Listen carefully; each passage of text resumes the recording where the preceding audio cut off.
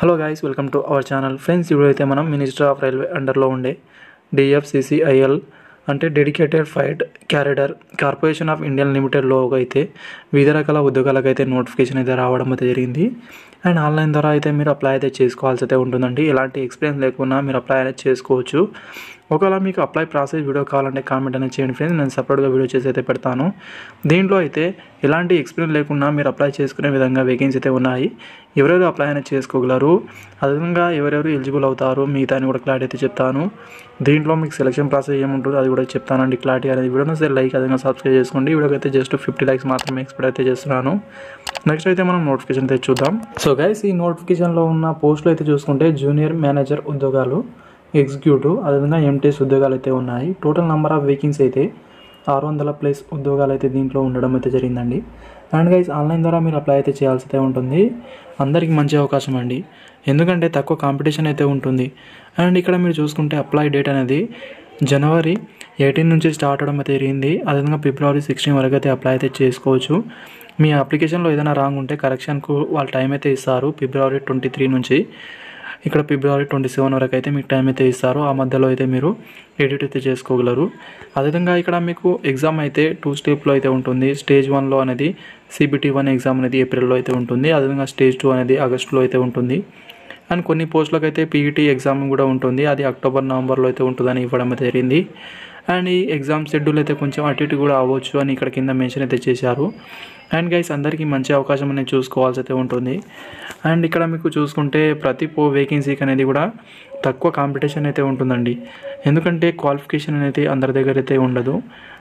మీ దగ్గర అయితే మీరు అప్లై అయితే చేసుకోవడానికి ట్రై అనేది చేయండి. అండ్ ఇక్కడ ఫస్ట్ మనం జూనియర్ మేనేజర్ ఉద్యోగాలని ఫైనాన్స్లో అయితే 3 అయితే ఉన్నాయి. కేటగిరీ వైజ్గా ఇక్కడ మీరు చూసే ప్రయత్నమే చేయండి. CA కావచ్చు, CMA, మీరు ఏదైనా చార్టెడ్ అకౌంట్ అయితే మీ దగ్గర చేసిన వాళ్ళు మాత్రమే ఈ వేకెన్సీలకు అయితే అప్లై అయితే చేసుకోగలరు. నెక్స్ట్ వేకెన్సీ అనేది ఎగ్జిక్యూటివ్ అండి. ఇంట్లో అనేది ఎగ్జిక్యూటివ్ సివిల్ అని ఇవ్వడం అయితే జరిగింది. 36 వేకెన్సీ అయితే ఉన్నాయి. అండ్ డిప్లొమా అయితే ఉండాల్సి అయితే ఉంటుంది. సివిల్ ఇంజనీరింగ్ కావచ్చు. అదేవిధంగా ఇక్కడ మీరు కన్స్ట్రక్షన్ టెక్నాలజీలో చేసిన వాళ్ళైతే ఎలిజిబుల్ అవుతారు. దీనికైతే వీళ్ళకు బేసిక్ అనేది 30,000 బేసిక్ అయితే ఉంటుంది. అండ్ నెక్స్ట్ వేకెన్సీ అనేది ఇక్కడ మీరు చూసుకుంటే ఎగ్జిక్యూటివ్ ఎలక్ట్రికల్, వీళ్ళకు 64 ఉద్యోగాలు అయితే ఉన్నాయండి. కేటగిరీ వైజ్ ఇక్కడ మీరు చూడండి. దీంట్లో క్వాలిఫికేషన్ కూడా డిప్లొమా అయితే ఉండాల్సి అయితే ఉంటుంది. ఎలక్ట్రికల్ కావచ్చు, electronic and electrical and power సప్లైలో కూడా చేసిన వాళ్ళు అయితే అప్లై అయితే చేసుకోగలరు. ఇంకా క్లారిటీ ఇక్కడ మీరు చూసుకోండి ఏ బ్రాంచ్ వాళ్ళు అప్లై అనేది చేసుకోగలరు అనేది. అండ్ నెక్స్ట్ మనం చూసుకుంటే ఎగ్జిక్యూటివ్ సిగ్నల్ అండ్ టెలికమ్యూనికేషన్ వాళ్ళు కూడా టోటల్ నెంబర్ ఆఫ్ వేకెన్సీ అయితే 75 వేకెన్సీ అయితే ఉన్నాయి. అండ్ ఇక్కడ మీరు చూసుకోవచ్చు వీళ్ళకి కూడా డిప్లొమా అయితే ఉండాల్సి అయితే ఉంటుంది. ఎలక్ట్రికల్ లేదా ఎలక్ట్రానిక్ కమ్యూనికేషన్లో చేసిన వాళ్ళైతే ఎలిజిబుల్ అవుతారు. ఈ బ్రాంచ్ అయితే మీ దగ్గర ఉండాల్సి అయితే ఉంటుంది. నెక్స్ట్ హైయెస్ట్ వేకెన్సీ అనేది ఇక్కడ మీరు చూడొచ్చు. MTS ఉద్యోగాలని గమనించవచ్చు. టోటల్ నెంబర్ ఆఫ్ వేకెన్సీ అయితే 464 ఉద్యోగాలు అయితే ఉన్నాయి. కేటగిరీ వైజ్గా ఇక్కడ మీరు చూడండి ఫ్రెండ్స్. అండ్ దీనికి క్వాలిఫికేషన్ అయితే ఇక్కడ మీరు చూసుకుంటే మినిమం 10th క్లాస్ పాస్ అయిన తర్వాత 1 year అనేది ITI సర్టిఫికేట్ మీ దగ్గర ఉండాల్సి అయితే ఉంటుంది. లేదా ఎక్కడైనా అప్రెంటిస్‌షిప్ చేసిన వాళ్ళైతే ఈ పోస్టులకు అయితే అప్లై అయితే చేసుకోగలరు. ఓన్లీ 10th క్లాస్ ఉంటే అప్లై అయితే చేసుకోవడానికి అయితే రాదు. ఇదైతే మీరు గమనించాల్సి అయితే ఉంటుంది. అది కూడా ITIలో అనేది మినిమం 60%తో మీరు పాస్ అయి ఉండాల్సి అయితే ఉంటుంది. అండ్ ఏజ్ లిమిట్ విషయానికి వస్తే జూనియర్ మేనేజర్ వాళ్ళకైతే 18 నుంచి 30 సంవత్సరాల వరకు, ఎగ్జిక్యూటివ్ వాళ్ళకైతే 18 నుంచి 30 సంవత్సరాల వరకు, MTS వాళ్ళకైతే 18 నుంచి 33 సంవత్సరాల వరకు అయితే అప్లై అయితే చేసుకోగలరు. ఈ ఏజ్ రిలాక్సేషన్ కూడా వర్తిస్తుంది.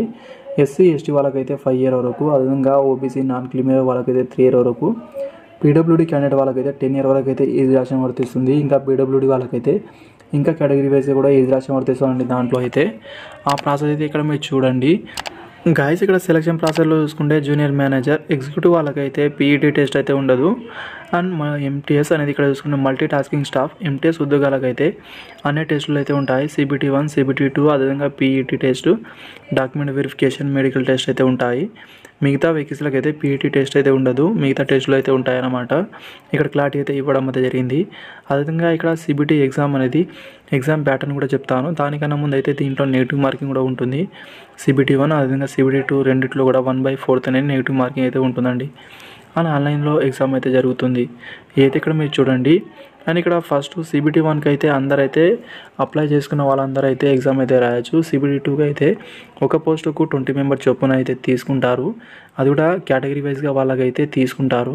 అదేవిధంగా పీటీ ఎగ్జామ్కి కూడా సేమ్ అదే విధంగా అయితే ఒక పోస్టుకు 3 మెంబర్ చొప్పున అయితే తీసుకొని వాళ్ళకైతే నెక్స్ట్ పీటీ ఎగ్జామ్ అయితే కండక్ట్ అయితే చేస్తారండి.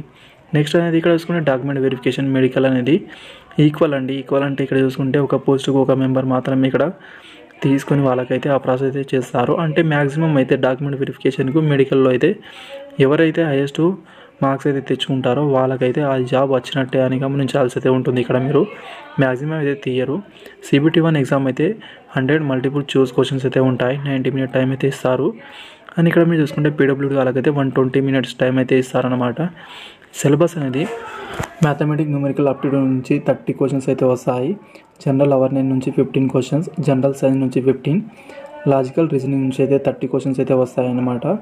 అదేవిధంగా రైల్వేకి సంబంధించిన నాలెడ్జ్ నుంచి అయితే 10 క్వశ్చన్స్ అయితే వస్తాయి. టోటల్ 100 మార్క్స్ అనేది గమనించాల్సి అయితే ఉంటుంది. మీరు CBT 2 ఎగ్జామ్ అనేది 120 మల్టిపుల్ చూస్ క్వశ్చన్స్ అయితే ఉంటాయి. ఇక్కడ టైం కూడా 120 మినిట్స్ అయితే ఇస్తారు. PWD వాళ్ళకైతే 160 మినిట్ అయితే టైం అనేది ఇవ్వడం అయితే జరుగుతుంది. వీళ్ళకి కూడా సిలబస్ అయితే సేమ్ అయితే ఉంటుందండి. స్టేజ్ 1లో ఏ విధంగా ఉందో దీంట్లో కూడా అదే విధంగా అయితే ఉంటుంది. కాకపోతే లాంగ్వేజ్ అనేది హిందీ అదేవిధంగా ఇంగ్లీష్లో మాత్రమే ఉంటుంది. మిగతా లాంగ్వేజ్లో అయితే ఎగ్జామ్ అయితే ఉండదు. క్వాలిఫైయింగ్ మార్క్స్ అనేది ఇక్కడ చూడొచ్చు. జనరల్ EWS వాళ్ళకైతే 40% marks, SC OBC non criminal వాళ్ళకి 30%, ST వాళ్ళకైతే 25% మార్క్స్ అయితే రావాల్సి అయితే ఉంటుంది మినిమం అనేది. గాయస్ ఇక్కడ మీరు చూసుకుంటే PET ఎగ్జామ్ అనేది MTS వాళ్ళకి మాత్రమే ఉంటుంది. దీంట్లో ఫస్ట్ అయితే ఇక్కడ 35 kgs వెయిట్ అనేది మేల్ వాళ్ళకైతే 100 మీటర్ 2 మినిట్లో కంప్లీట్ చేయాల్సి అయితే ఉంటుంది. 1 ఛాన్స్ మాత్రమే ఉంటుందండి.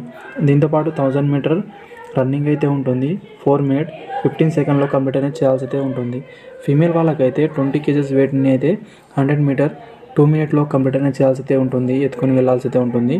దీంతోపాటు అయితే ఇక్కడ 1 km రన్ అయితే ఉంటుంది. అంటే ఇక్కడ మీరు చూసుకోవచ్చు 1000 మీటర్ రన్నింగ్ అనేది 5 మినిట్స్ 40 సెకండ్లో కంప్లీట్ అనేది చేయాల్సి అయితే ఉంటుంది ఫీమేల్ వాళ్ళకి అనేది. ఇది MTS వాళ్ళకి మాత్రమే, మిగతా వేకెన్సీలకు అయితే ఇదైతే ఉండదు. అండ్ MTS ఉద్యోగాలకు అప్లై చేసే PWD వాళ్ళకైతే దీని నుంచి అయితే మినహాయింపు అయితే ఇవ్వడం అయితే జరుగుతుంది. అదైతే ఇక్కడ మీరు చూసే ప్రయత్నం అయితే చేయండి ఫ్రెండ్స్. గాయస్ అప్లికేషన్ ఫీజు విషయానికి వస్తే జూనియర్ మేనేజర్ ఎగ్జిక్యూటివ్ వాళ్ళకైతే ఇక్కడ మీరు చూడొచ్చు. జనరల్ వాళ్ళకు OBC నాన్ క్రిమినల్ EWS వాళ్ళకైతే 1000 రూపీస్ ఫీజు అయితే ఉంటుంది. MTS ఉద్యోగాలకైతే 500 ఫీజు అయితే ఉంటుందండి. SC ST PWD ఎక్సైజ్ మ్యాన్ అదేవిధంగా ట్రాన్స్జెండర్ క్యాండిడేట్ వాళ్ళకైతే ఎలాంటి ఫీజు అయితే లేదు.